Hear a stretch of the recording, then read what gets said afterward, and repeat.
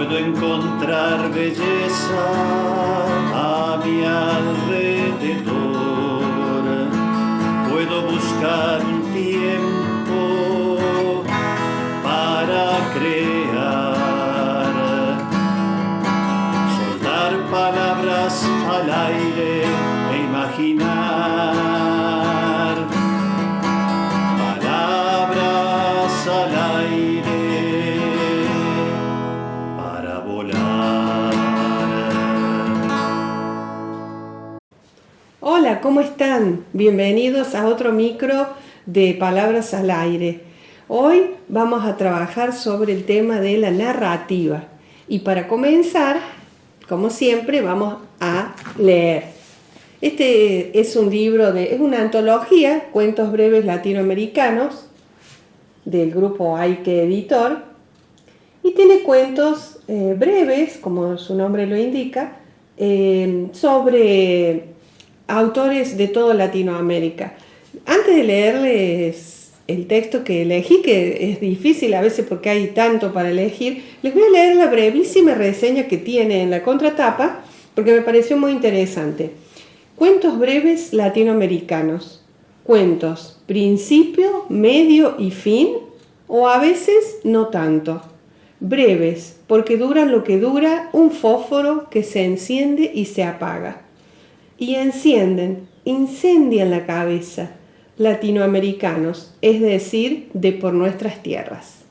Bueno, me pareció esa síntesis muy interesante por esto de cómo es la estructura del cuento, y después lo vamos a ver en más profundidad hoy un poquito.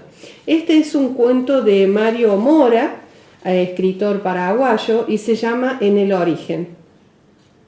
El fruto que habían arrancado tenía sabroso aspecto, pero la cáscara era dura. Entonces, en la mente elemental surgió una idea. Podía golpear el fruto con una piedra y romper su envoltura. Así lo hizo con éxito e inventó de esta manera la primera herramienta, el martillo. Contento, fue a buscar otro fruto. Lo halló y al repetir la operación se aplastó el dedo. Entonces inventó la primera palabrota. Bueno, ven que es sumamente breve, con un solo personaje. Sin embargo, es una historia potente. Lo vamos a dejar acá y después vamos a volver un poquito a eso de la estructura del cuento. Bueno, la narrativa, ya su nombre nos da idea de acciones de narrar, contar, relatar. Es una práctica que viene haciendo el hombre desde la antigüedad, ¿no? Esto se remonta a la prehistoria. Los primeros indicios de esto son, por ejemplo, las pinturas rupestres, donde han quedado plasmadas escenas de caza, de algunas situaciones que eran importantes para esa comunidad. De esta manera se transmitían en forma oral y luego en esta forma de pictográfica. Antes de la escritura, se transmitían las cosas que eran importantes para esa comunidad. Relatos, sucesos, también transmitían incluso sus leyes, los modos que tenían de convivir. Y esto, bueno, se guardaban en la memoria y se transmitían de generación en generación. Por supuesto, la memoria tiene un límite a lo que puede almacenar. Entonces, bueno, más adelante se fueron creando estas maneras de dejar un registro de todas esas cosas que eran importantes y que le daban a esa comunidad una identidad y un sentido de pertenencia al grupo, ¿no? Y bueno, entonces siempre con el hombre esto de contar, ¿no? Cuando nos encontramos con alguien que hace mucho que no vemos, ¿qué es lo primero que le decimos? Contame cómo estás, contame de los chicos. O alguien llega a casa con hoy tuve algo importante, dale, contá, ¿no? Esto de saber, de transmitir lo que nos pasó, cómo vivimos una situación. Así que eso siempre está dentro de las características del ser humano, es algo muy común. ¿Qué otra cosa les quería contar de esto? Bueno, todas estas maneras de contar por supuesto, se han ido modernizando, ¿no? Hoy tenemos el cine y tantas otras expresiones artísticas que son también formas de narrar, y no hay una única forma de narrar, ya lo vamos a ver en el segundo bloque, los tipos de narraciones que hay. Hoy leímos una muy breve, a lo que le suelen llamar microcuento o microrelato, que bueno, a mí me parece siempre muy interesante. Y hablando de eso, todas estas expresiones artísticas están siempre alrededor nuestro, por eso siempre les digo, estén atentos en sus comunidades o en las localidades cercanas, a ver qué ofrecimientos hay, qué propuestas hay, porque hay muchas variadas y hasta la mayoría gratuitas. Así que, por ejemplo, hace poquito estuvimos en Villa Giardino y estuvimos en una muestra artística llamada Sanar con el Arte, a cargo de una artista plástica llamada Sandra Tonietti, y bueno, y la Municipalidad de Villa Giardino colaborando también. Y nos alojamos incluso en Villa Giardino, en Solares de la Punilla, que ahí nos recibieron Juan Manuel y Sara muy atentamente. Un lugar precioso, así que salgan, conozcan, dense una vuelta por estas localidades que siempre tienen algo para ofrecer culturalmente, que es muy lindo, se van a nutrir de todo eso. Bueno, continuamos en un minutito.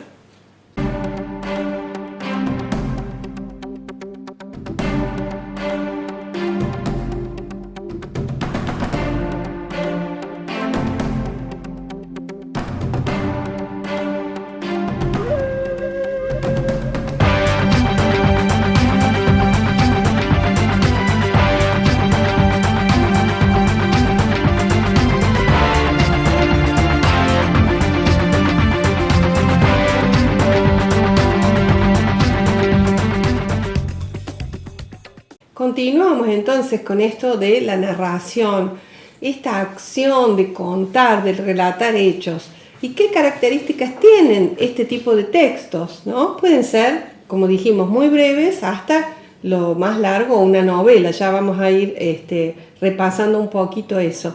En todo caso, se dan hechos, los cuales son relatados a través de las acciones que realizan los personajes. Tiene una estructura, por supuesto, que a veces, por eso me gustó leerles esto del que aparecía en este libro, ¿no? Que dice principio, medio y fin, o a veces no tanto. Me gustó eso porque tenemos esta estructura del cuento o de la narración que generalmente empieza con una introducción donde se plantea el lugar, el tiempo, alguno de los personajes. Tenemos el desarrollo de la historia, donde hay un nudo, un conflicto, algo que se tiene que resolver. Y tenemos el desenlace, el final, que a veces es positivo, en el sentido de cuando decimos, ay, me gustó la película, pero tiene un final triste, ¿no? No nos gusta a veces ese final. Pero bueno, también existen esos finales y también existen los finales abiertos, que deja al lector para que haga según a su conexión con la lectura, le pareció que ese podía ser el mejor final, ¿no? O el final que quisiera. Están los personajes, decíamos que a veces pueden ser un personaje que es protagonista de la historia, es decir, está inmerso en esa trama de sucesos. Está el que es testigo, simplemente ve y hace un relato un poco con una visión un poquito más acotada, ¿no? Porque es simplemente un testigo de lo que está pasando. No está él actuando ahí como un personaje. Y está el personaje o el narrador, ahora estamos hablando ya más de los narradores, el narrador omnisciente, ¿sí? Que el narrador omnisciente sabe todo de la historia, conoce en profundidad los pensamientos, los sentimientos, qué mueve a cada personaje, entonces puede dar cuenta de todo eso, o sea, tiene una visión muy amplia. Cuando el narrador es solamente un protagonista, va a relatar desde su punto de vista, generalmente escrito en primera persona, ¿verdad? Entonces va a relatar esa parte, pero desconoce que por qué el otro personaje está actuando de tal determinada manera, qué piensa, qué siente, que eso sí lo hace el omnisciente. La extensión, dijimos, puede ser algo muy breve. Lo más breve que se considera en literatura es 6-7 palabras, y a ustedes les parece que no puede ser, pero sí, en 6-7 palabras en una oración o en 2 oraciones breves es un micro relato, muy muy micro diríamos, ¿no? Y bueno, después tenemos novelas que son extensas, incluso a veces con varios tomos, ¿no? Bueno, la novela ya está dividida por capítulos, por su extensión, y tiene un tema central, pero hay pequeños conflictos que se van resolviendo. En cambio, el cuento, por ejemplo, que sería algo intermedio entre el microrrelato y la novela, es generalmente un tema y un conflicto grande, ¿no?, que se va a resolver, y con varios personajes, por supuesto. A veces en la novela los personajes que están en los primeros capítulos ya no están al final, se van incorporando y se van yendo de la trama, porque su extensión permite eso, ¿no?, que no lo permite a veces un cuento. La estructura, hablamos, bueno, también tenemos los subgéneros. Dentro de lo que es la narrativa, hay narrativa de ciencia ficción, estos relatos que nos hablan del futuro, de otros mundos, de lo que es, por ejemplo, romántico, terror, ¿cuál otro podría ser subgénero? Policial, el de misterio. Bueno, hay mucho para variar ahí según el tema que la narrativa va a tocar. Por supuesto que estos textos no son pura narrativa. Dentro de esto hay descripciones, porque si yo voy a contar algo que sucedió en un lugar determinado, tengo que describirlo para que el lector sienta realmente que está inmerso en la historia, ¿no? Y que puede comprender qué olores hay, los tamaños, las dimensiones del lugar, si era frío, si era un lugar cálido. Bueno, todos esos detalles hacen que la persona pueda conectarse más con la obra. Así que bueno, ya tenemos un poquito una idea de lo que es una narración y los tipos de narraciones y las características. Vayan mandando sus preguntas, algunos me han mandado, que están escribiendo, y me parece bárbaro. Recuerden que lo más importante es empezar, como todas las cosas, el primer paso. A veces cuesta, pero hay que insistir cuando uno quiere algo y decir, bueno, me voy a abocar a tratar de hacer esto, a hacerlo como salga, pero empezar. Después vamos mejorando. Y la otra cosa que cuesta mucho, que eso también me han mandado algunos mensajitos, es el famoso tiempo, ¿no? Esto yo digo que hay que hacer un equilibrio entre el tiempo interno y el tiempo externo. ¿A qué me refiero? En el sentido de que yo tengo mis tiempos, es decir, cuando me siento más creativa, cuando me siento motivada a escribir, por lo que fuera, porque escuché una canción, porque tuve una experiencia, porque me conecté con una emoción muy profunda. Cuestión que ese es mi tiempo, mi momento que yo quiero escribir. ¿Y qué pasa? Está el tiempo externo, el tiempo de mi cotidianeidad, el tiempo de mi trabajo, de mi familia, que me pone a veces un límite porque, bueno, estoy con estas otras cosas que tengo que atender. Entonces, buscar ese equilibrio para encontrar, decir, bueno, que yo me sienta bien dispuesta a escribir y que a su vez tenga el tiempo, es todo un tema, no es tan fácil, pero se puede hacer tranquilamente. Así que hay que buscarle la forma y seguramente, como siempre les digo, hay que empezar y de a poquito, después vamos corrigiendo, vamos mejorando. Bueno, les dejo la consigna, que va a ser escribir un pequeño microrrelato. No me gusta ponerle tanto un número, pero en general los microrrelatos piden hasta 100 palabras, hasta 200 otros, lo cual nos obliga a elegir muy bien las palabras. Siempre hablamos acá de las palabras. Hay que elegir muy bien las palabras para dar a entender y a conocer esa historia que yo quiero transmitir. Y generalmente desarrollarlo de una manera que sea simple la trama, pero potente en su contenido.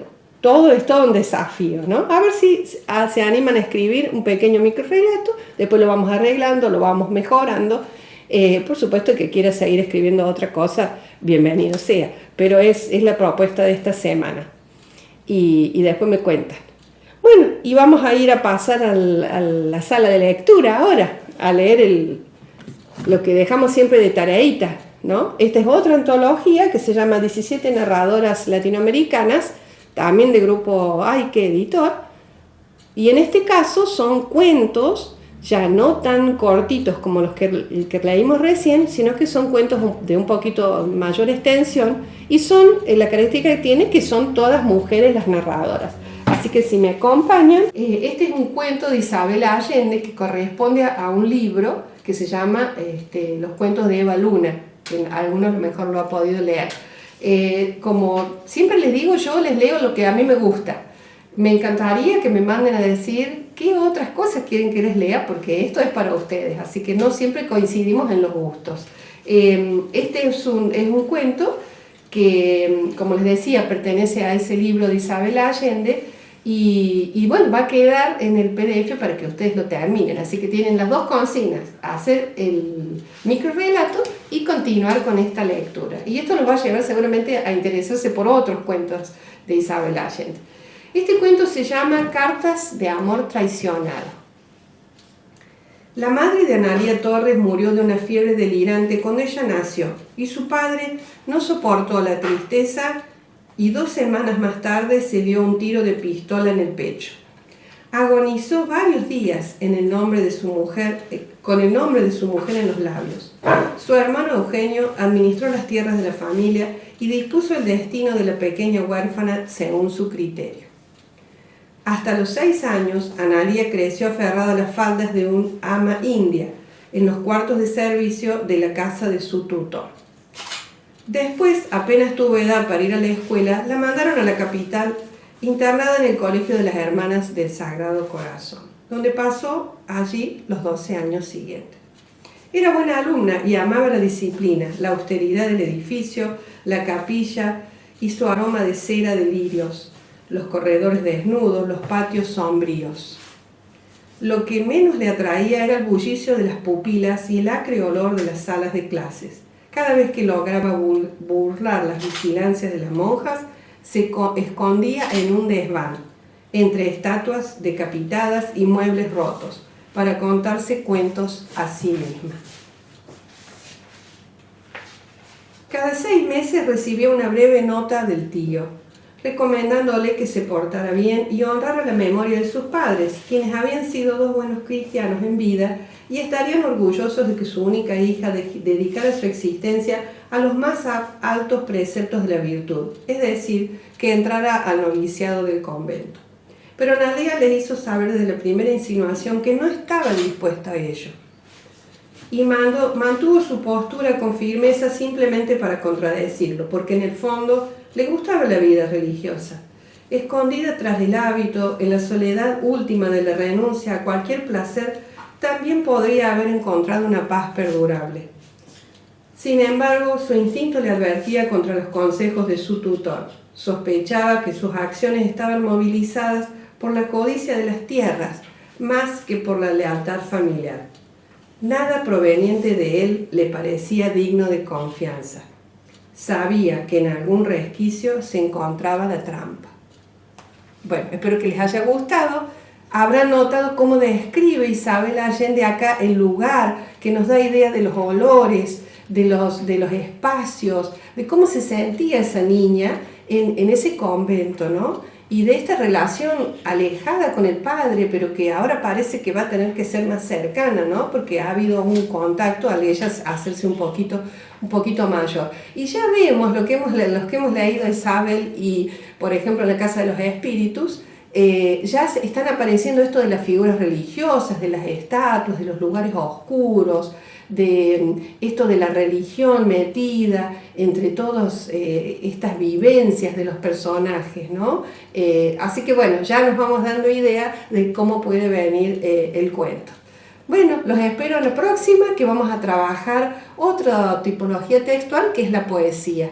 Así que a hacer las consignas, a seguir leyendo y escribiendo, y nos volvemos a encontrar. Muchas gracias. Palabras al aire para volar.